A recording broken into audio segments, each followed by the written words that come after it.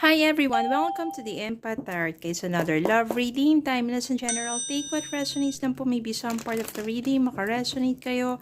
Some part of it hindi. Totally makaresonate na parang kwento ninyo ito or hindi naman talaga. Iba't ibang mga energies, iba't ibang mga love connections, at iba't ibang mga aral sa buhay in general and sa love life. Ayan. O, Spirit Guide, send me more messages. Anong love connections ito? Lessons in life and guidance ang nais yung ipabati sa amin. More messages sa Spirit Guide.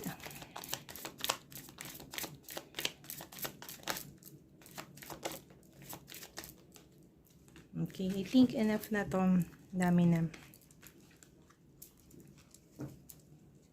Five of Swords. Strength. Wheel of Fortune. The World. Two of Cups. Knight of Wands. The Chariot. Hanged Man. King of Wands. The Fool. Ace of Swords.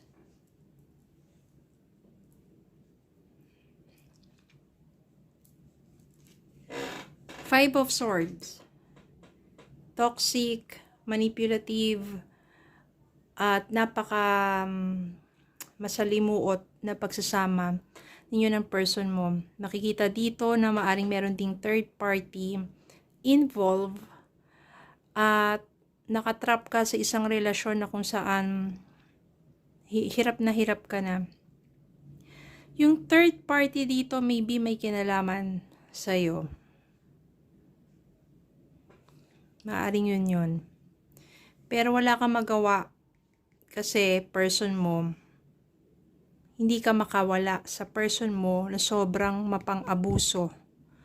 Itong taong to, maaring kaibigan mo to, or pwede nating sabihin na love interest na rin, na merong may gusto sa'yo at gusto kang matulungan na makawala sa taong to, pero sa ngayon maaring nakatrap ka pa rin sa ganong klaseng sitwasyon.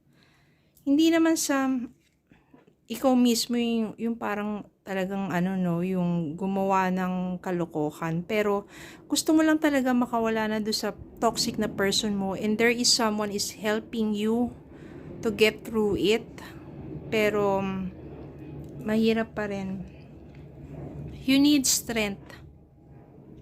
Kailangan mo lang lakasan yung loob mo. At kailangan mo rin talaga magdesisyon in order for you to move out dun sa abusadong person mo na yon.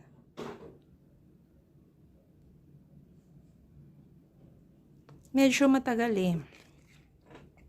Kasi yung hangman dito, ibig sabihin, medyo matagal kang makapag-decide, wala kang ginagawang actions. So, hinahayaan mo lang na magpatuloy yung ganong klaseng sitwasyon. But finally, nandito sa Ace of Swords, nagkaroon ka ng clarity. Bakit ko pa patatagalin yung agony ko? Bakit ko patatagalin pa yung paghihirap ko at pagdurusa ko sa person na yun when you have a choice and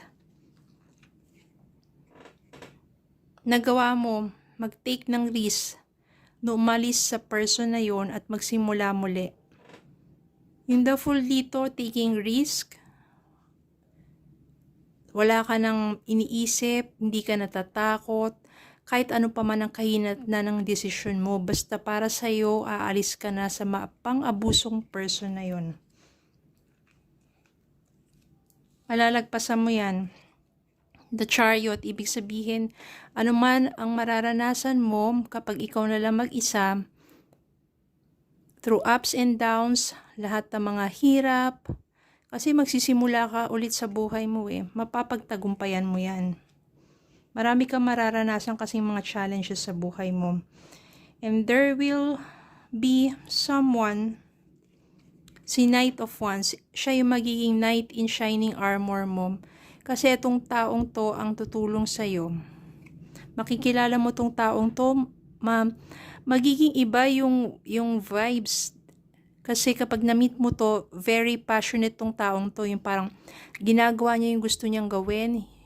At hindi niya ginagawa yung mga labag sa kalooban niya. Siya yung someone na magtuturo sa'yo na do whatever your soul wants you to do.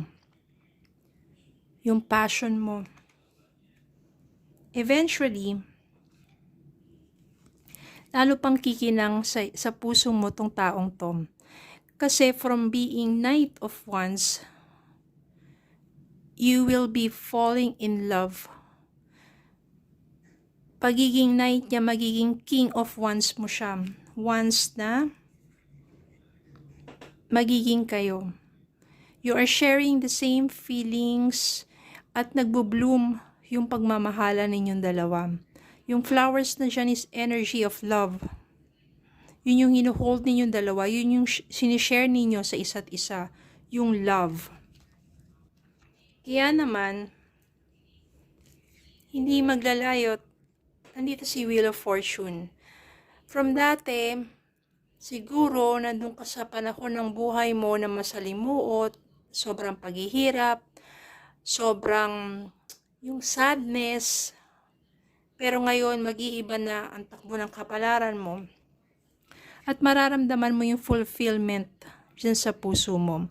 Ibig sabihin nito kasi yung the world, not only sabihin natin long distance or ibig sabihin fulfillment of your dreams.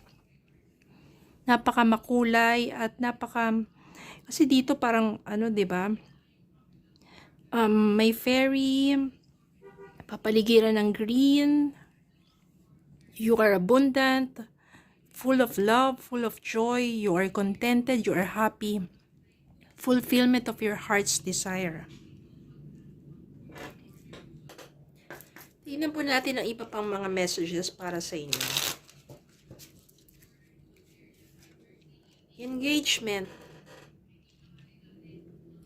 Your love life is soon ascending to a higher level of commitment.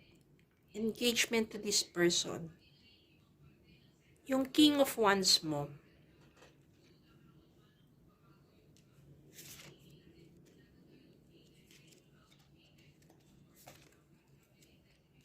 You are enough. The person you are meant to be with will love you the way you are. You don't need to change.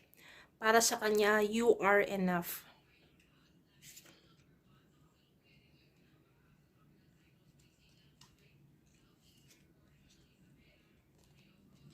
Leave your fears behind. They are stopping this relationship from blossoming. Sa umpisa kasi, marami kang takot eh. Takot na magmahal muli. Pero once you leave your fears behind, then this relationship will blossom and it will lead into commitment, engagement. Minsan kasi marami tayong takot dahil naranasan natin sa nakaraan, nasaktan tayo, ayaw na natin magtiwala, ayaw na natin magmahal. Pero hindi naman dapat ganun. Dapat i-open up pa rin natin yung puso natin sa pagmamahal.